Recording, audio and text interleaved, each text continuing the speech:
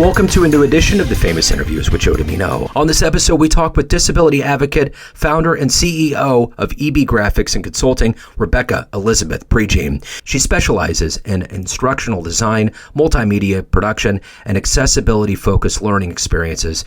With a decade of expertise, she has become a leading advocate for inclusivity and accessibility in corporate environments, particularly focusing on creating supportive spaces for neurodivergent employees with autism, ADHD, and dyslexia. Her passion for driving positive change in the learning and development industry has led her to work with Fortune 500 companies. She's got a great heart. Enjoy this story. Yeah, for sure. Well, we'll get through it. It's great to meet you. Where are you located? I am right outside of Austin, Texas, in a smaller, I guess you could say, kind of outskirt city called Manor, where we have cows and turkeys and all the things. So I'm a little bit in the country. Excellent. Well, I am in the middle of the country. I'm in Kansas City, Missouri. Yeah, so it's great to meet you. And I'd love to begin our conversation before. I really like what you're doing with, the disability access and helping everybody feel inclusive and just all the work that you're doing. But before we get to that point, I want to know, 4 years ago, we were trying to figure out the real ramifications of this pandemic, how long it's going to last and what it was going to do. And how did you make it through that time period, and how did it ultimately change you? Oh, wow. There's so much there. It was difficult.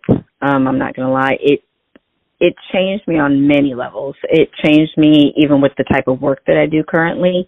And believe it or not, it's kind of what brought me to somewhere where I am today. But the things I experienced during that time was a lot of isolation, just a lot of confusion.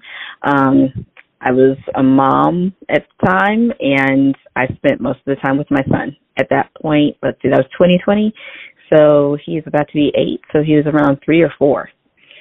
And having him in an apartment, I was living in a 2-bedroom apartment at the time, having him in the apartment just cooped up all the time and not really understanding what was happening, it really put a lot of things into perspective for me. It was very difficult. I'm also very family-oriented, so I didn't get to see my family at all.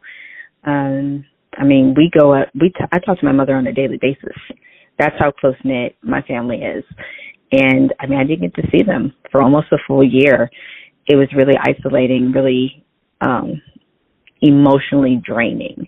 And when we think about how I got through that, I really got through it by just taking it one step at a time and throwing myself really into my work and figuring out what it is I like to do and just kind of reassessing some things of my life about what I was doing, who I was doing it for, and, kind of what my purpose was. I know that sounds really lofty, but in times of crisis, that's where I tend to go, is thinking about kind of my life and where I'm at and what I want to do and things like that. And it really, on the other end of it, kind of drove me towards just reassessing and realigning my life with the things I want to do, the things I want to achieve, and the people I want to reach, and just wanting to make a difference and make an impact because, nobody's promised tomorrow. And we saw that with the pandemic. You just had people dying. Young people, old people, just indiscriminate. And so it really kind of impacted me by making me remember anything you want to do, you probably just need to go ahead and do it and kind of put the fear to the side because you're really not guaranteed to have a ton of time to explore those options and explore those dreams. Well said. I totally agree. And I'm curious, with everything that you do on a daily basis, if I was to put you in front of a bunch of third graders at career day and one of the kids asked you, hey, what do you do for a living? How do you answer that child? I actually tell them I paint on the computer is what I tell them.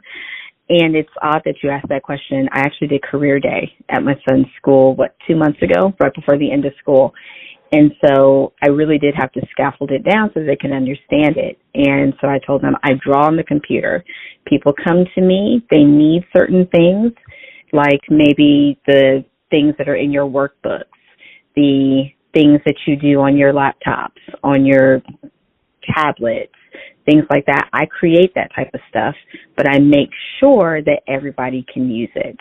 So whether or not somebody has trouble reading, or maybe they see color differently, or maybe they think completely different, completely out of the box, I make sure that everybody can use it in the same way, or at least in the way that works best for them. So what did you want to be in the third grade? What was your dream? Oh, wow. In the third grade, the third grade, I actually wanted to be a doctor at that time. And ironically, I wanted to be a doctor all the way through high school. And by the time I was in high school, it had morphed into it was a cardiothoracic surgeon is what I wanted to be when I graduated high school. Clearly not what I'm doing today, but being a doctor is something I always wanted to be. So talk to me a little bit about, take me back to where you were born and raised, and how you got how are the seeds of being creative and helping the disability community? How did all these kind of grow into who you are today?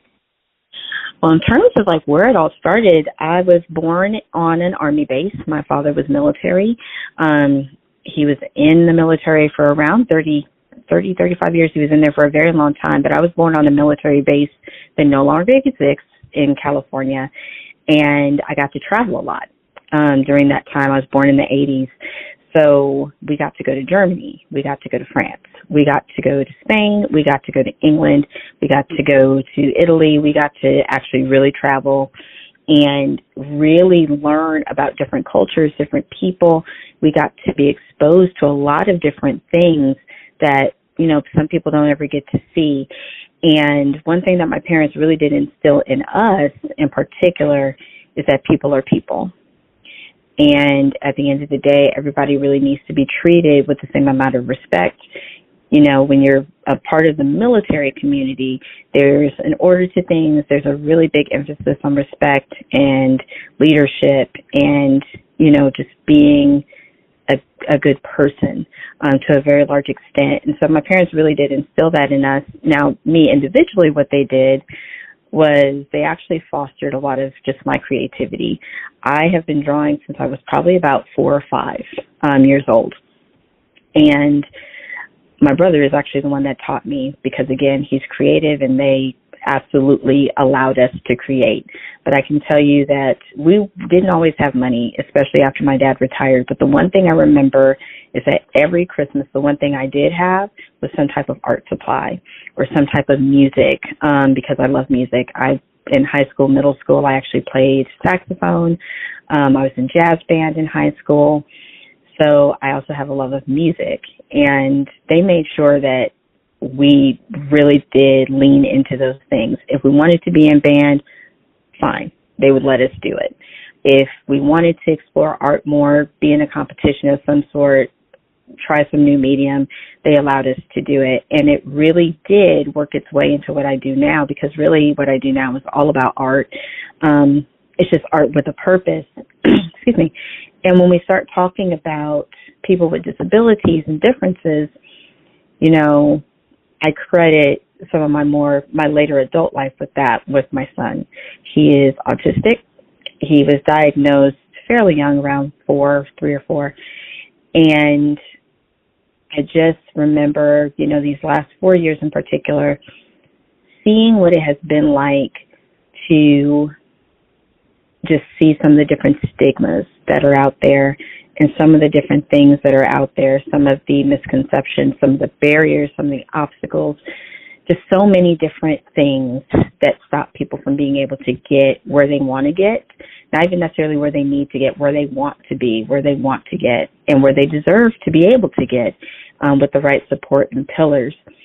So that really, seeing that battle, walking that journey on my own, really did kind of bring back everything else. And it was like, so how can I support people who are like my son, who is completely brilliant, completely smart? He has his challenges and struggles like anybody else, but that doesn't mean that he deserves any less. So for me, I got to pull in all of the things that my parents taught me, all of the music, all of the art, and put it to good use and to a purpose. So who's been a hero for you in your life? Oh, wow. I would say my dad has probably been my biggest hero. And he's much older now, but I'm blessed to still have him. But he's always found a way to overcome things. You know, he's a Vietnam vet. He went to Vietnam twice. You know, there's all kinds of things that come with that. There's also things that come after layoffs and stuff like that. And he, at one point, had been laid off. He started a business of his own. We, as a family, went through some struggles with that business in the beginning, but they just retired from that business, 3 or 4 years ago, I think, at this point.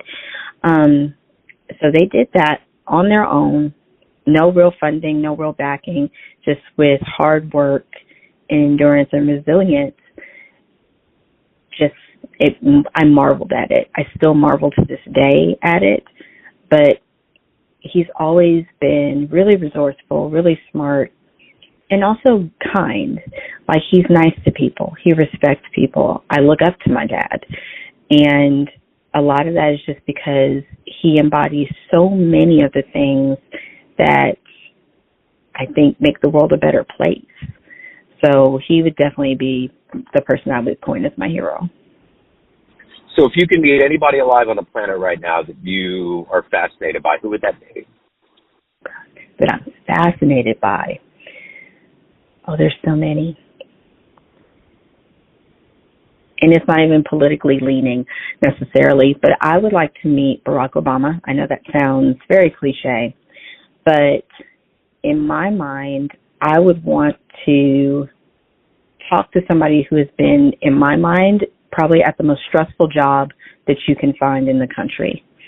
Regardless of political leanings, regardless of any of those things, one thing I admire in folks is how they go through pressure. How do you handle pressure differently from somebody else? How do you handle challenges? How do you handle situations?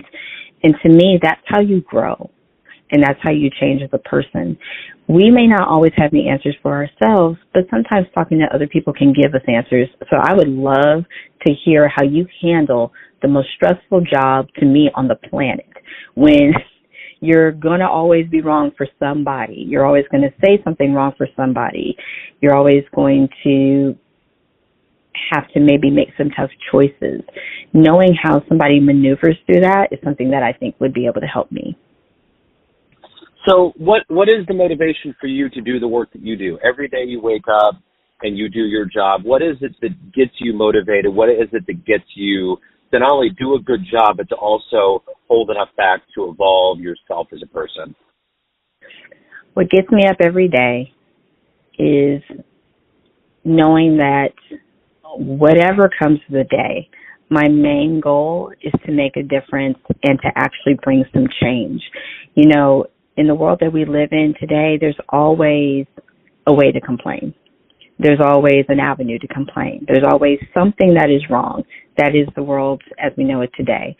What I value and what I wake up for every day is figuring out how to make the change, how to challenge the status quo, how to challenge the stigmas, how to kind of help people reframe how they view people who don't think like they do.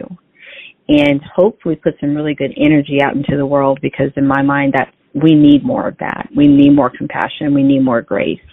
And so what gets me up every morning is knowing that even if maybe a company says no to me today, doesn't mean that another company may not say yes, and we can make some change on that front. There's always an option. There's always a challenge to overcome. That's what gets me going in the morning, every morning. I love the idea of it.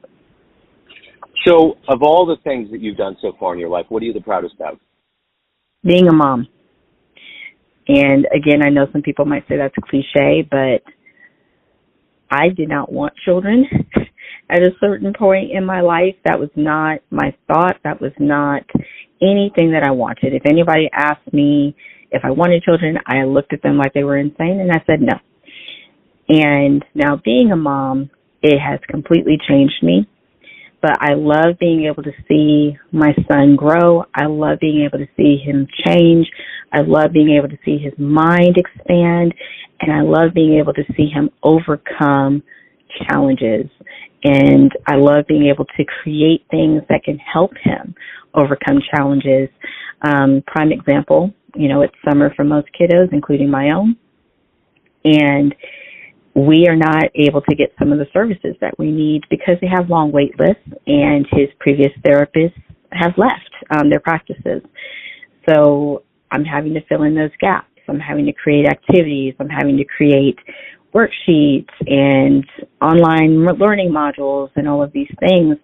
But I love seeing the progress that he makes and how he's turning into this whole little person by himself. And it's just a wonderful feeling to watch this tiny person just get opinions and, become an actual functional human. Absolutely. Well said. So everyone out there has a perception of you, family, friends, clients, but you run the show. What's your perception of you? Who do you think you are? A very complex character. I have the ability to be compassionate. I have the ability to give grace, but I have a true leadership bone in me that just will not stop. I definitely respect people. I respect people's opinions, even if they differ from me, because at the end of the day, we live in a world where you're able and free to think whatever you want to think, and that is okay. I am somebody, however, that, like you mentioned, I run the show. So I have very strong opinions about how things should be, and I have a very strong vision.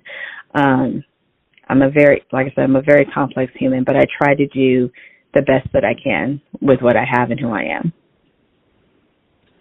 Excellent. Well said. So if anyone out there wants to reach out, hire you, learn more about you, what's the best way to do that? Best way to do that is typically going to be to find me on LinkedIn. People can contact me through my website as well, www.ebgc.net. However, they are welcome to message me anytime on LinkedIn, Rebecca Prejean, or even send me an email, rebecca.prejean@ebgc.net. I am always available via email, and I also do virtual coffee chats and things of that sort for people who just want to talk, want to find out more about the work that we do, or have questions about how they might be able to do that in their own lives or incorporate that into their own businesses. I'm always open for conversations. Rebecca, this has been wonderful. Thank you for the work you're doing. Thank you for giving your story today, and best of luck with everything. No, thank you so much for having me. Thanks for tuning in to another famous interview with Joe Dimino, where we cover the world of art, literature, business, spirituality, music, and more from around the globe. Our esteemed theme music was composed and produced by the great E.E. Pointer of Kansas City's River Cow Orchestra. If you want to hear more interviews, visit the Famous Interviews with Joe Dimino channel on YouTube. You can also find us on Spotify and Apple Podcasts. Thanks again for listening, and until next time.